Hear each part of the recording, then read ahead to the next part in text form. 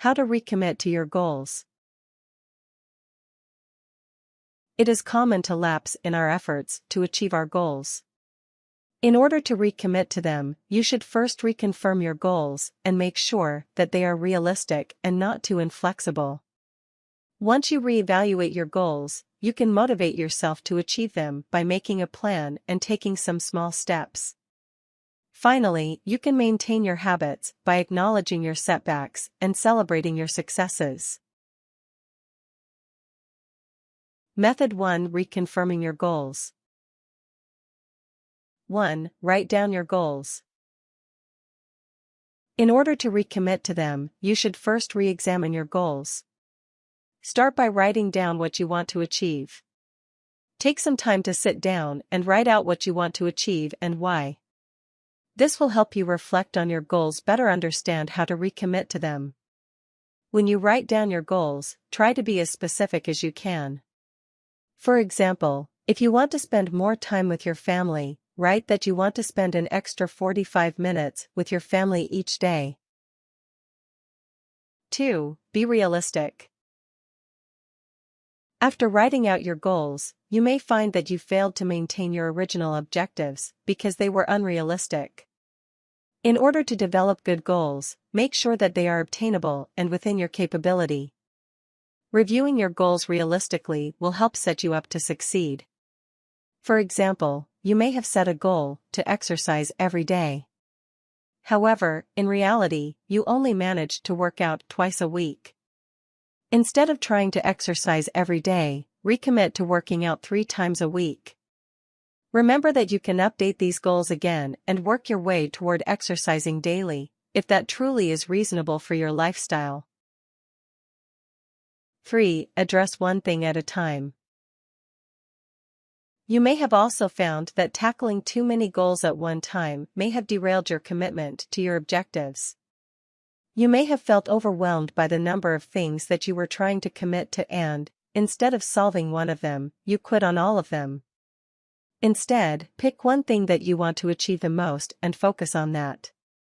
For example, you may have decided to quit drinking caffeine and stop smoking at the same time. It is hard enough to quit one addictive habit, let alone 2 at the same time. Instead, choose which of the 2 habits you want to quit first, and come back for the other one later. 4. Set short-term and long-term goals. As you re-examine your goals, set some short-term benchmarks that build towards your long-term goal.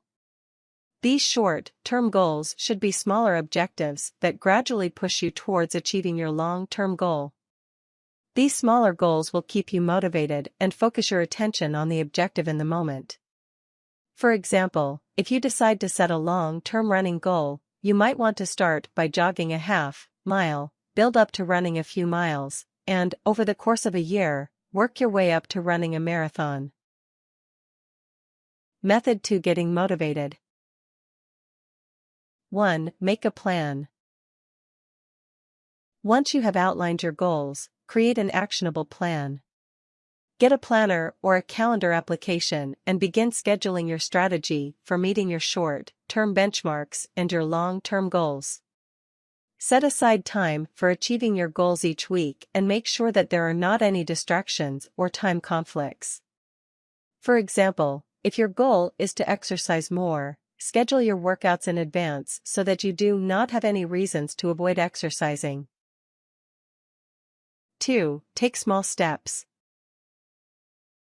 Once you recommit to your new goals, try to take small steps. Be realistic about your ability to meet your goals and take the appropriate steps to meet them. Overdoing it at the beginning can cause you to feel overwhelmed and lead to burnout. For example, if you are trying to quit smoking, you might want to cut back gradually instead of going cold turkey. Although that strategy works for some people, it can be hard to stick with. 3. Get a buddy. Having someone join you in the journey will help keep you accountable and motivated. Whether it is a friend, a family member, or a co-worker, find someone who you enjoy spending time with and shares your goals. Having someone to participate with you and talk with about achieving your goals may reignite your excitement. For example, if you're trying to walk more, find a co-worker to go on walks with you during work breaks. 4. Find support. In addition to a goal buddy, you might also consider joining a support group. Much like a buddy, a support group will help keep you accountable and provide you with a group of people who can relate to your struggle. Finding a group of like-minded individuals may help you get back into the groove and work towards your goals.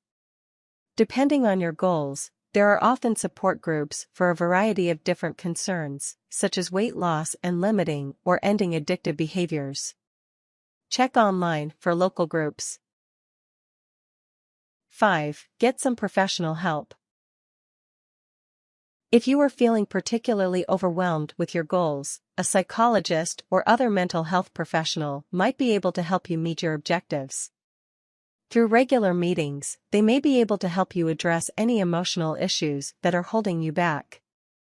They may also help you reevaluate your objectives and set more realistic goals. You should talk to your doctor or go online to find a mental health professional in your area. Method 3. Maintaining your motivation. 1. Reward yourself. When you meet a short-term or long-term objective, be sure to reward yourself. Find a way to treat yourself and demonstrate that you are proud of your achievement. Positive reinforcement is a great way to help your efforts towards your goal become regular good habits. For example, if you meet a short-term weight loss goal, reward yourself with a new pair of running shoes or by downloading some new workout music. Celebrating your small successes can help you stay motivated in the long run. Consider using a calendar and marking the days you met your goal, maybe marking it with a smiley face or sticker, or use a journal to track all of your achievements, big and small. This can be especially helpful if you go through a rough patch and feel like you haven't accomplished anything. Go back through your calendar or journal and let it remind you of how far you have come. 2. Take it easy on yourself. As you work to make changes in your life, you are going to have some setbacks. In order to keep going, it is important to remember that no one is perfect. Occasional lapses are okay. If you try to be perfect in your efforts to achieve your goals, you are going to get discouraged, which may turn your small lapse into a much bigger one. For example, if you drink an extra caffeinated drink during the day, let it go and try to do your best the next day. 3. Remember that it takes time to make changes. Though you may want to see immediate results or hope that your habits are transformed after just a few weeks, it is important to remember that change takes time. Think about how your brain works. When you do something new, your brain creates new neural pathways, or connections. Each time you do that action, the pathway is strengthened. For the pathway to be strong and active, you need to repeat the action, and you need time. Think about your current daily habits. Let's say, for instance, you always have a cigarette after eating and have done so for 5 years. That's at least 3 times a day for 1,825 days, or 5,475 repetitions. That habit is going to be pretty strong, and it's going to take time to build a stronger connection, such as the habit of going for a walk after eating or simply not lighting up. Know that it is possible to override these connections by repeating new behaviors, but it will take time.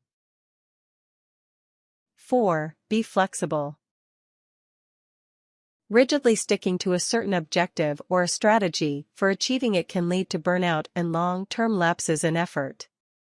To avoid this, it is important that you maintain some flexibility in how you approach your goals. You may find that your goals change over time and that something that was important is now much further down your priorities list. As your priorities change, make sure that your goals change with them. For example, you may have set a goal to write 2 pages of a novel every day only to find out that you do not necessarily like writing regularly or that you need to find a new writing strategy.